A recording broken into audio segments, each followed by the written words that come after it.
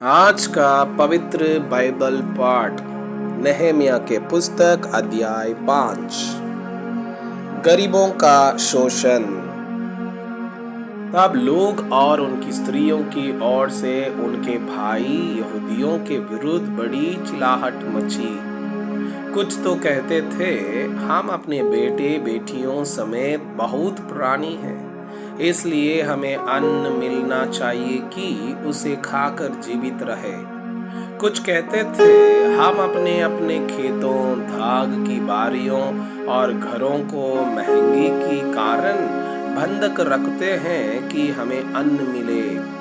फिर कुछ यह कहते थे, हमने राजा के कर के लिए अपने अपने खेतों और दाग की बारियों पर रुपया उधार लिया, परंतु हमारा और हमारे भाइयों का शरीर और हमारे और उनके बच्चे एक ही समान है, तो भी हम अपने बेटे बेटियों को दास बनाते हैं। वरन हमारी कोई कोई बेटी दासी भी हो चुकी है और हमारा कुछ बस नहीं चलता, क्योंकि हमारे खेत और दाग की बारियां दूसरों के हाथ पड़ी है। ये चिल्लाहट और ये बातें सुनकर मैं बहुत क्रोधित हुआ। तब अपने मन में सोच विचार करके मैंने राइसों और हाकिमों को घुड़क कर कहा, तुम अपने अपने भाई से ब्याज लेते हो। तब मैंने उनके विरुद्ध एक बड़ी सभा की और मैंने उनसे कहा, हम लोगों ने तो अपनी शक्ति भर अपने यहूदी भाइयों को, जो अन्य जातियों के हाथ बिक गए थे, दाम देकर छुड़ाया है। फिर क्या तुम अपने भाइयों को बेचोगे? क्या वे हमारे हाथ बिकेंगे? तब वे चुप रहे और कुछ ना कह सके। फिर मैं कहता गया, जो काम तुम करते हो वो अच्छा नहीं है।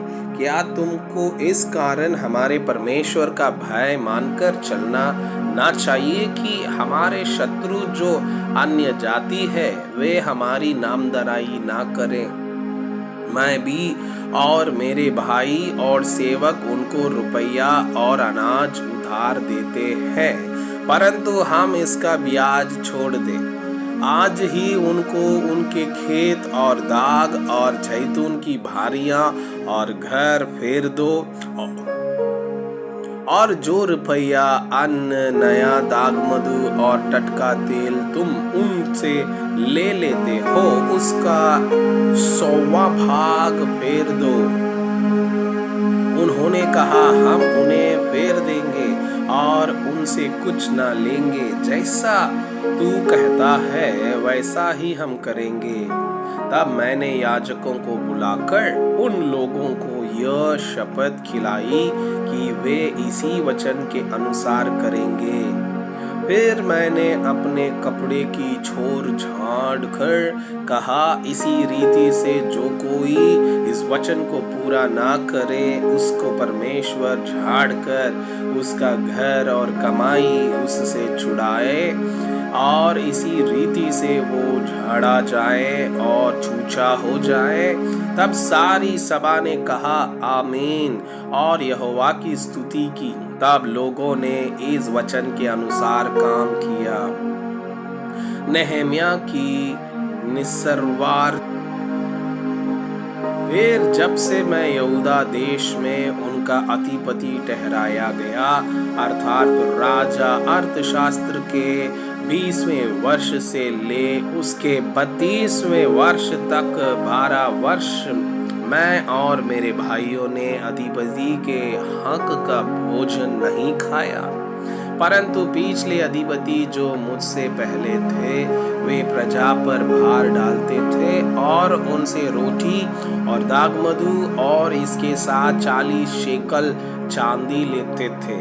वरन उनके सेवक भी प्रजा के ऊपर अधिकार जताते थे, परंतु मैं ऐसा नहीं करता था, क्योंकि मैं यहोवा का भय मानता था। फिर मैं शहरपनाह के काम में लिपटा रहा और हम लोगों ने कुछ भूमि मोल ना ली, और मेरे सब सेवक काम करने के लिए वहां इकट्ठे रहते थे। फिर मेरी मेज पर खाने वाले 150 यहूदी और हाकिम और वे भी थे जो चारों ओर की अन्य जातियों में से हमारे पास आए थे। जो प्रतिदिन के लिए तैयार किया जाता था वो एक बैल, 6 अच्छी अच्छी भेड़ें था, बकरियां थी और मेरे लिए चिड़िए भी तैयार की जाती थी। 10-10 दिन के बाद भांति भांति का बहुत दाग मधु की तैयार किया जाता था। तो भी मैंने अधिपति के हक का बोझ नहीं लिया, क्योंकि काम का भार प्रजा पर भारी था। हे हमारे परमेश्वर, जो कुछ मैंने इस प्रजा के लिए किया है उसे तू मेरे हित के लिए स्मरण रख। मैं आपसे यह अनुरोध करता हूँ कि कृपया आज का बाइबल पाठ को अध्ययन करें और जिन वचनों के द्वारा आप प्रभावित हुए उसे अपने कॉपी में लिखें और आज दिन भर इस वचनों को अपने जीवन में अभ्यास करें। परमेश्वर चाहता है कि आप उनके समान सिद्ध और